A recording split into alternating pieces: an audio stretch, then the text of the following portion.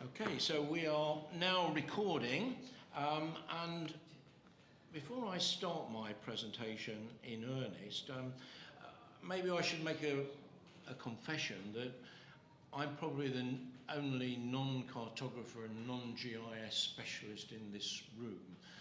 This is not an unusual situation for me. I find myself in this position many times.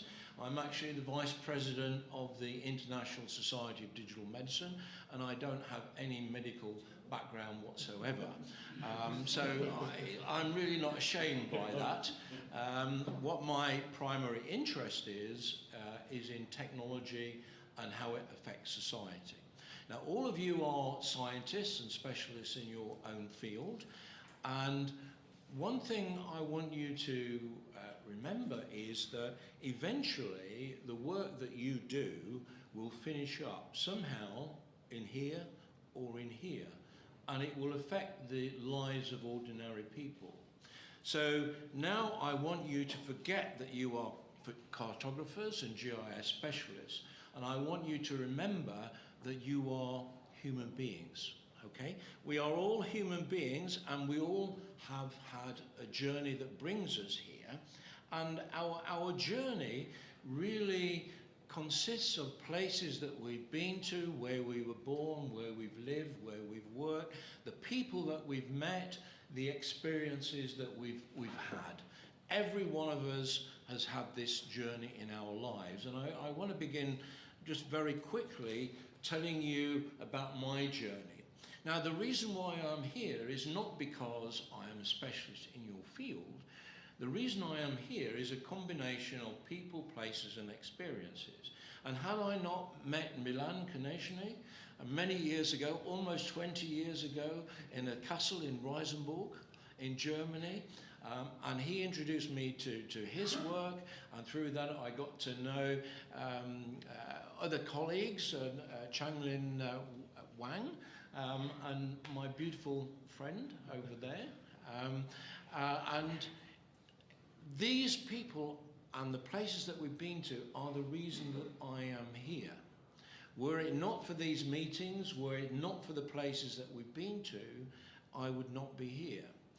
And one thing I'd like to say is that every one of us is unique in our experiences, and what brings us together is a common interest in wanting to do something to make the world that we live in a little bit better. So just very quickly, a little bit of journey and a background about myself. I was born in the town of Boston in Lincolnshire, and we can actually claim credit to the fact that it was where the Pilgrim Fathers set off. So although they sailed on the Mayflower from Plymouth and they founded America, they actually came from my part of the world, Boston in Lincolnshire. And when I was a child, one of the things that my parents gave me was a globe. You know, I'm sure we've all had these, and I love this globe. And I used to spin it round, and I had a particular fascination with Thailand and Siam, or Siam as I used to call it then. Maybe it was because my mother fell in love with Yul Brynner in the film The King and I, which was based in Siam. But I used to look at this map, and I used to look at the map, and I would try and imagine what Bangkok was like. And I never imagined that I would visit Bangkok or Singapore or Malaysia, Kuala Lumpur, so many times in my life, because as a child in the 1950s, there was no consumer air travel the way that we went. You know, I got some of my motivation and my love of storytelling. See the picture there, the school teacher telling stories to the children. That's how I got my love of storytelling, being sat in a circle like that, listening to a teacher read from the famous Five book, Biggles. That's how I got my passion for storytelling. My uncle was the first person in our street to have a car, and it was a Humber Snipe, like that car. And I lived in the same street as my uncle and my cousins, and all 7 of us would pile into a car like that and go to the seaside. And that was our holiday every year. And the car was not reliable like the cars are today. My uncle and my dad used to service the car every time we went out, literally every time. Oil, clean the spark plugs, and still the car broke down wherever we went. And every time we went to a particular place, where it broke down, we would salute. And we were saluting many times on our journey to the seaside. I didn't have a television set in our house till I was about 5 years old, and it looked very much like the one there. And I began my career almost by accident because my parents didn't have much money. And so I was trying to find a way to go to university without costing them any money. And I got a scholarship with Post Office Telecommunication. So hence the telephone there. The telephones in my early days were a bit more modern than that one, but those kind of candlestick telephones were still in existence. So my career started, and I worked for British Telecom for 5 years, and then I joined IBM because I wanted my own business, and I knew nothing about computers, and I knew nothing about selling. So I thought I'd be a computer salesman. So I joined IBM, and the picture that you see there is the forerunner of the IBM PC. This is the very first computer that I ever sold. And I sold it to a company in a seaside resort just like this in the UK. And that machine had a maximum of 64K memory and 2 1.2 megabyte floppy disks. So today I have here 3 terabytes of data in a device that is smaller than in square size. Anyway, my career, I won't go through it all, but I finished up as the founding director of the Serious Games Institute. And you can see my virtual self there, stood in front of the virtual Serious Games Institute. So I've been involved in virtual reality and immersive technologies for a number of years. But I just want to ask you to reflect on the job that you do now and what your career and your life is going to be like in the next few years, because my childhood dream job had these characteristics. You know, and it could be applied to a teacher, could be applied to a doctor or a pilot. My dream job, you needed to have subject matter knowledge. You're responsible for other people's lives. You had to apply judgment in every day. You needed to be able to analyze data very, very quickly, and you needed a lot of experience before you could even get this job. You need a certain amount of sensitivity and awareness to be able to feel that you were delivering something to your customers, and you needed to be a good leader of teams. Has anybody any idea what this job was that I dreamed of having? Anybody make any suggestion? Well, I'll put you out of your misery. It was an engine driver. That's what I wanted to be. But these characteristics applied to an engine driver. And actually, that is me.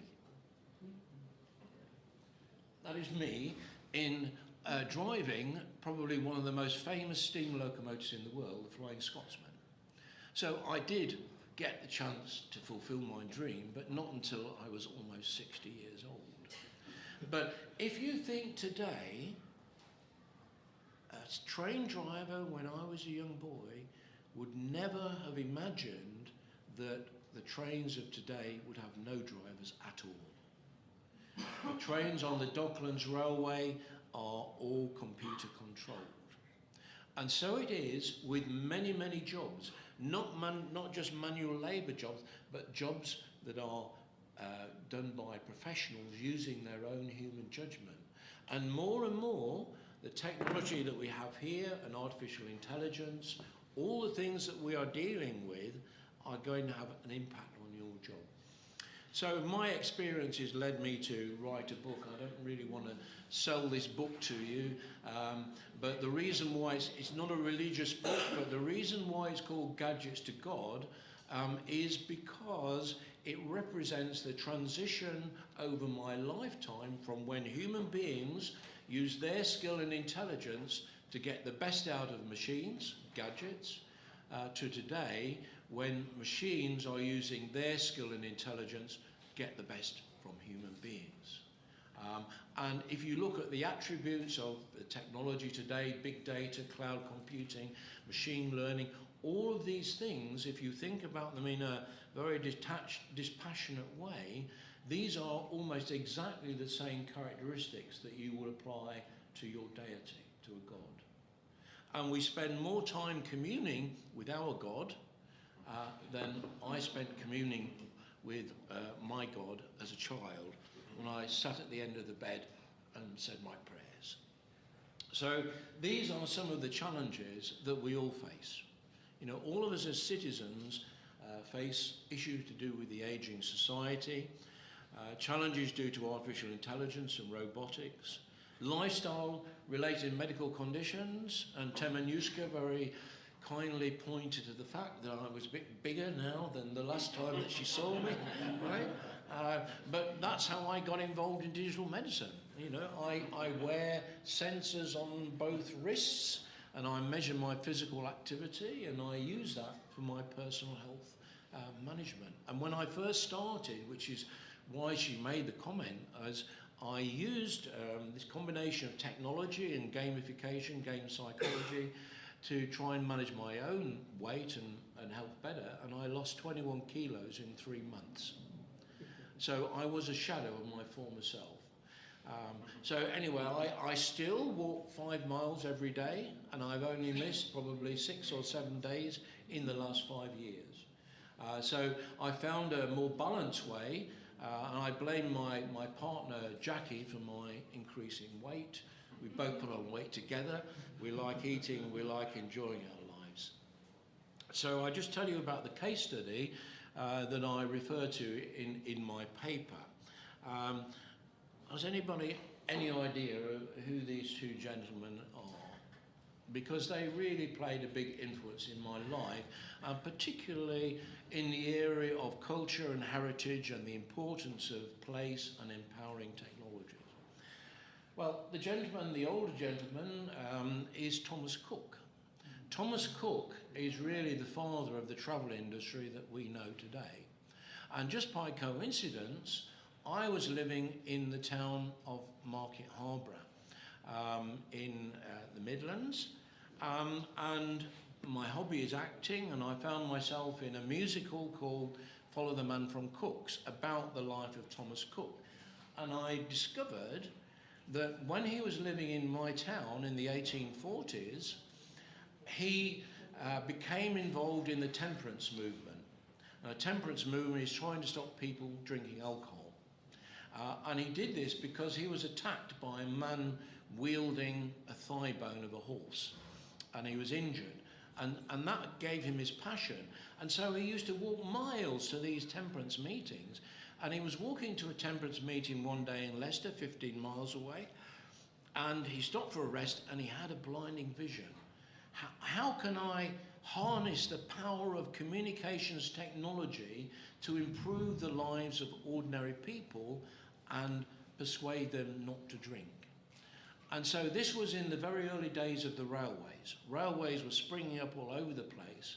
And so Thomas Cook thought that if I could make it possible for ordinary people to travel to new places and new horizons, they would lose interest in drink. And that is how the travel industry started, with his first railway excursion in 1842, and it became the global empire that Thomas Cook is now. I think he would be horrified if he realised how many people drink on holiday when they go to these new.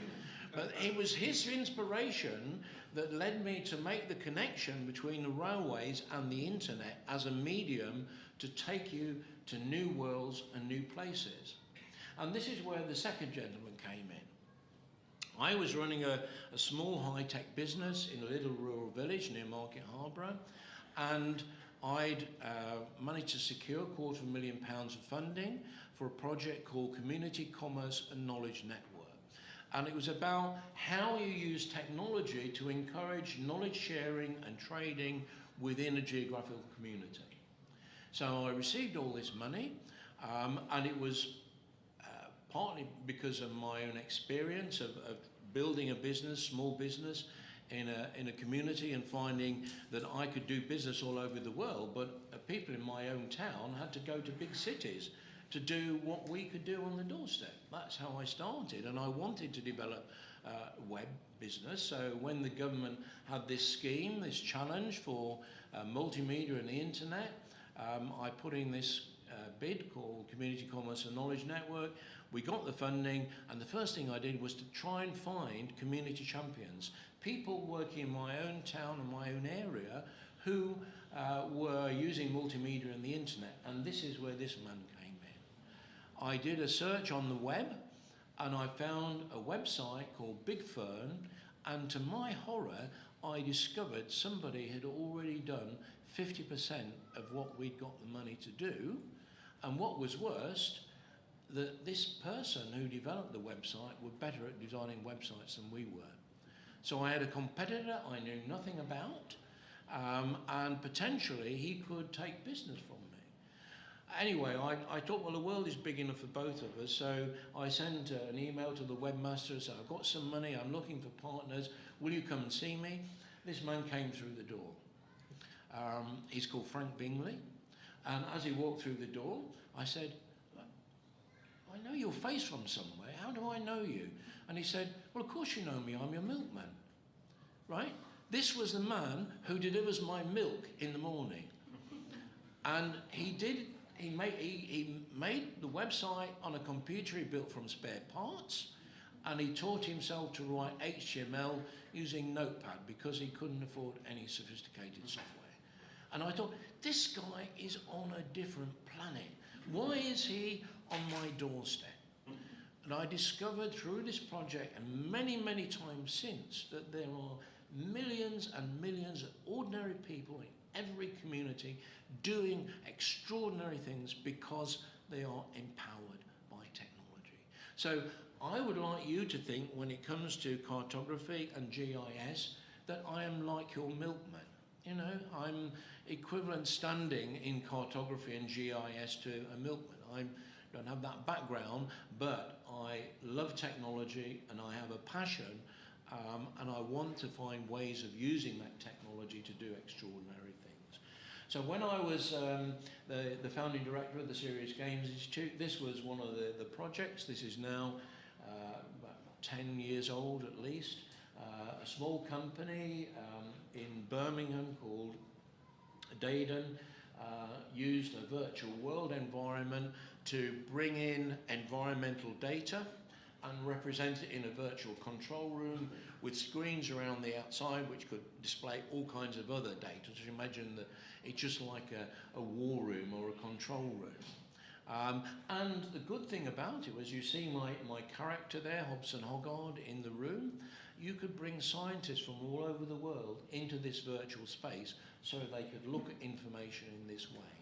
So he's taking real-time or near real-time data from environmental sensors around the world, and it's representing it in this control room. Nowadays, there are many more sophisticated solutions, but this particular project called Datascape could be used to deploy many different kinds of data visualization. So now I find myself, apart from being involved with the International Society for Digital Medicine, I'm a freelance consultant, and my passion is about immersive technologies that celebrate places, people and experiences. And I really want to try and spend as much of the time that I've got available doing demonstrations for you rather than showing you slides, but just a few very quick ones. I'm a member of I'm a fellow of the Royal Society of Arts and Commerce, and they did a study a couple of years ago and created what they call the RSA Heritage Index. So they looked at the culture and the heritage in every single local authority in the UK and tried to visualise how well those communities were making use of their culture and heritage. So they had a number of different factors and they represented it in that format. The idea being was to engage people in taking more of an interest in their own community. So today I am a Google Street View Pro. I take photographs wherever I go. And you can see on the right there, this is actually a 360-degree image from the hotel that I'm staying at. So I created a number of 360 degrees images which I posted on Google Street View. So anybody who does a search to find the Lotus Hotel down the road will see my images. And even though I only started 3 months ago, I had quite a catalogue of back images. I now have 9,000 images published on Street View. And they have been viewed over 4 million times. So I'm one of these volunteer citizens who are contributing this information. This is a screenshot from Google Tour Builder. Has anybody used Google Tour Builder at all? Okay, well maybe that is a good time to try and go out of presentation mode and see if I can find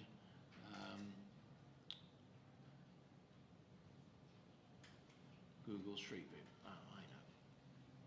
Oh, before I do that, you will probably be more interested, just very quickly, in the 360-degree video that I made called Sozopol Sights and Sounds. I'll just play you a little bit of that. So this is on the balcony in my hotel. And the sounds are also in 360. You may be able to hear generally the sound of the sea. And because it's 360 audio, as I turn the screen round, the sound goes round with it. Okay? So you see the quality of the video which was taken with this camera. It is better than HD quality. So this is in the harbour, quite fancy going on that boat. I will try and move the video a little bit because you're going to be more interested in seeing yourselves. Okay. So this was taken from the opening ceremony. So you may see yourselves in the audience there. One of the problems or potential problems with these technologies is that when you get varying light intensities, it makes the colours wash out. So unfortunately you can't see the beautiful costumes that these young people are wearing. I'll just go on a little bit and then very shortly, here we are. Okay, off you go. 1, 2, 3, hooray! Okay, that's probably one of the worst coordinated Mexican waves that I've ever seen. So that's an example of a 360 video, and that is actually on YouTube for those of you who want to view it. So if I now go here, this is my website, but that's not what I wanted to show you. I just wanted to show you one or two things. This is Google Tour Builder, and if I go to my tours, this is something that I created, and it shows my conference presentations over the last 5 or 6 years. So there's 101 different places around the world here. And if we go down to Australia maybe, I click on that. There may be a familiar face that you, 2 familiar faces that you recognise there in the corner. If I click on that, there you are. But this shows the location of the conference. But you know, the thing that I love about it, it may be a little bit slow to load, but this goes back to my childhood days and spinning a globe round and looking and trying to imagine what places were like. So exactly the same tour is also available within Google Earth. So it's just loading at the moment. I'm not quite sure why it tells me that how many trillion grains of sand are being processed. Let me just refresh that and see if I can get to it quicker. So in essence, you can spin the globe round. Okay, there's my conference presentation. I will So I can spin the globe round and see my presentations, and no doubt this conference will also find its way into my virtual tour. And if I